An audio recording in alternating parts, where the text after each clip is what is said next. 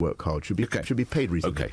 So my answers to Howard are, don't tell all foreigners to bog off. Like Theresa May does. Don't tell all foreigners to bog off, but don't take in people who want to scrub. So you are at odds with the Home Secretary over this? No, I'm completely at one and on all fours with the government and with what David. Theresa May. You're on all fours with the government.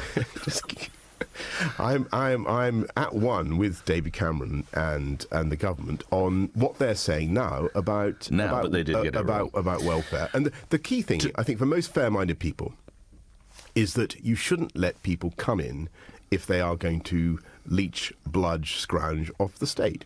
And so I think can I just finish this? The measures that we are putting in to reform the welfare system so that they can't claim benefits for several years, that seems to me to be entirely fair and entirely reasonable. Now, to get those changes, we need reform in Europe. I'm not one of the pessimists who think this is impossible to deliver. I think there are many countries around the table in Brussels that basically agree with us about this, and we should go for that reform and then put it to the people in a referendum. And anybody thinking of voting for any other party but the Conservatives, that is the only way people of my generation, even your generation, our generation, Nick, exactly, are going to be able to the same generation. Did you vote in? No, I didn't. In the 1975, nor did I. No. We weren't allowed to vote. I wasn't old enough. No, you and I are about the same age. We weren't allowed to vote. Well, I'll check your Wikipedia entry. I'm okay. I'm a big fan of Wikipedia, as I'm sure you are. Huge. You and I weren't allowed to vote in the referendum in 1975, and. So what are these poor souls off the Italian coast? What do we do with them? 500 are said to be on their way to the UK. How many do we take? Well, what action does the British government take? The first thing to do is to stop the people who are trafficking in human lives, and to I think that sending over a warship or whatever we're going to do is entirely right. Myself, I'd like to see a real commitment to, getting to grips with these people and what does that mean? Rounding them. Well, there are people on the northern littoral of the Mediterranean who are actively conniving in murder because they are sending people to their death. So you would send military personnel into Libya? Unseaworthy vessels. And I think it needs a concerted European response. Right. And I know the Prime Minister is going to discuss that and to propose some British ideas tomorrow. And military personnel into Libya? I think you need to choke off the problem at source. You need to stop these people being put into boats and by putting military personnel into Libya. That's the only way you're going to do it. Well, I think that isn't the tradition that you don't discuss the use of the special forces, but you need to do something. Special forces into Libya. You need to do something about it. Well, I'm going to say that you're saying special forces. I'm not. I'm a long way away from the discussions about this, but there are clearly some very highly organised and ruthless people who are sending people to their deaths in the Mediterranean. It seems to me that is something that should be the object of concerted European response. We've got it. The SAS and the SBS into Libya. Led by Britain. I don't see why not. Okay, thank you for that. Why not. Ian's in Fulham. Ian, you're on the radio. Go ahead. Hi, gentlemen. How are you this morning? I'm good, sir. Your question, if you would. Thank you.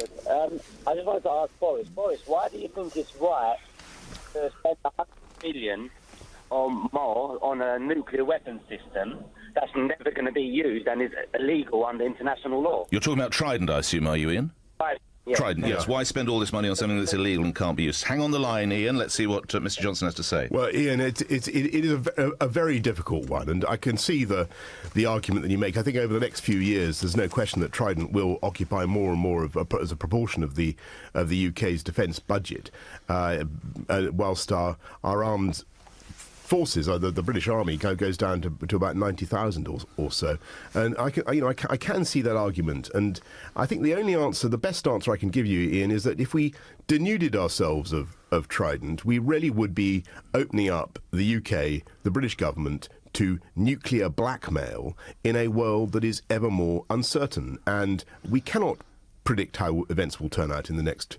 20, 30 years, alas. And we cannot say what will happen with the proliferation of nuclear weapons. You're already seeing the Pakistanis already have it, the North Koreans. We can't say exactly how those weapons will multiply across the world, and I'm afraid the logic of a nuclear retaliation or nuclear deterrence remains alive. And it is also true that Britain would lose a huge proportion of its current global influence and ability to act as a force for good and for moderation in the world if we weren't able to go into the conference chamber armed with that fundamental negotiating tool. Ian, thank you. Nathaniel in Dover, you're through to Mr. Johnson. Mayor Johnson, go ahead, Nathaniel.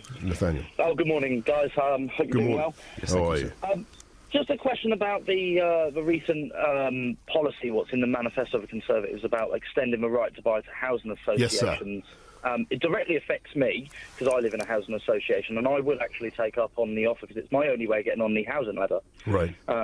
If you understand. Yeah. My question is, since the Thatcher years, the governments have not been very good at building social housing. What is the guarantees that this isn't going to exacerbate the housing crisis that already exists in the country? How are the housing numbers going to be made up if everyone buys their housing association properties? Yeah, Nathaniel, I think it's very important to bear in mind that this policy is really designed to help people like yourself, but without doing anything to stop the other range of policies that we have, which are designed to build more homes overall. And if you look at the ambition of the government, they want to. The whole Help to Buy scheme is designed to get the property market moving, and by gum it did. If you look at the number of cranes in London now, we're building more homes. Look at what's happening in the whole of the country. We're building more homes in London now than any time since 1980. We are on track to deliver, much to my amazement, we're going to do, in spite of the recession, we're going to deliver, we've already done 95,000 new affordable homes in this mayoralty. We will deliver well over 100,000 by the time I leave office. New homes are being built. This was a policy, I think, Nathaniel, specifically designed to give people like yourself the chance to fulfil that so aspiration. You've always been a fan, have you, of this right to buy? Well, as I said, I remind you of something you said. You said last month. With extending the right to buy to housing associations in the way that I think you're thinking of, is that it would be potentially extremely costly to this body. We would have to make up the difference. The housing associations are private bodies, as we all know. It would involve massive subsidies. Well, left-hand, right-hand mixed message is extremely costly, and now you're lauding it. Which is it? Well, a very sensible warning to the government being issued there by the mayors. That's i.e. me. That you have to fund this policy because as everybody knows, Nathaniel knows, housing associations are private bodies. If you're going to ask if their stock is going to be sold at a 35% discount, which is what the proposal is, then they must be compensated, and the way that is going to be done is by ensuring that when councils dispose of very expensive property, which they do very often. There are many councils sitting on property worth millions. Right.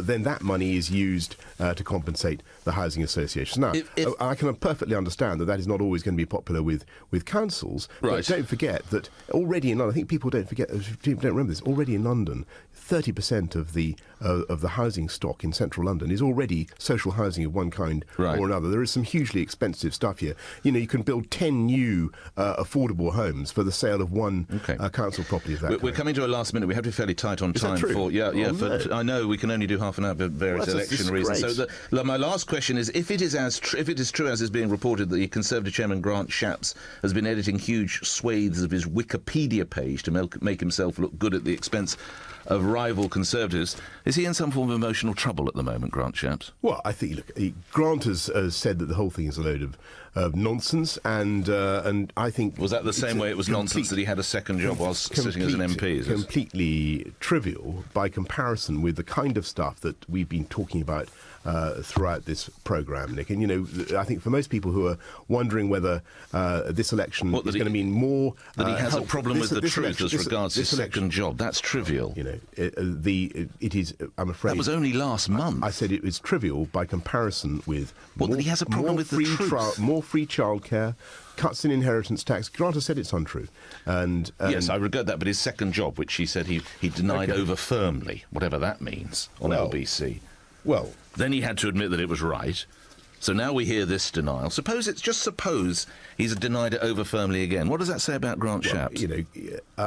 Grant has knocked this thing on the head. He said it's completely untrue and defamatory or whatever. And frankly, at this stage, I'm much more inclined to focus on the big issues at this election about the direction of the UK economy, whether we can use that economic success to help people with their childcare, stopping the impact. Ever seen your Wikipedia entry? I'm sure my Wikipedia entry has been edited by all sorts of people. I have not the faintest idea. Your father used to make you read letters in the Times at the age of 5. Well, complete... This is you, quotes, as a kid I was extremely spotty, extremely nerdy and horribly swatty. My idea of a good time was to travel to visit the British Museum. This is all in your Wikipedia entry. That may be true. That bit's true. Boris was brutally competitive with his sister Rachel. Is that true in your Wikipedia entry? I think brutally is a bit much, but it's certainly true that if I, when called upon, when I have to play tennis with my sister, which I do, and I love playing tennis with my sister Rachel, it is one of the few I've got set point and I'm serving. That is one of the few occasions in my life when I genuinely feel nervous. And Boris, lastly, was heartbroken when his sister Rachel learnt to read before him. Well, it's all from Wikipedia. That is a considerable exaggeration, but Wikipedia, from what you have just said, is a. This isn't the hand of Grant Shapps. A farrago of Nick Farrago, Nigel Farrago. It's a Nigel Farrago of stuff that's cobbled together by hidden hands. You know not where, who they are, what they. Well, and many of them know absolutely nothing about what they're talking about plainly, and so the golden rule is don't trust stuff you read on the internet, is my view. Absolutely well said. Thank you, Boris Johnson. That was Election Call. On Monday we heard from Labour's Chuka Umunna. He was with Ian Dale. Yesterday it was UKIP's Deputy Chair Suzanne Evans. She was with Sheila Fogarty. Tomorrow at 9, Nick Clegg will be taking your calls with me here on Breakfast. It's part of LBC's Election Call, giving you the chance to question senior politicians about the issues that matter to you most. 9:32 news on LBC.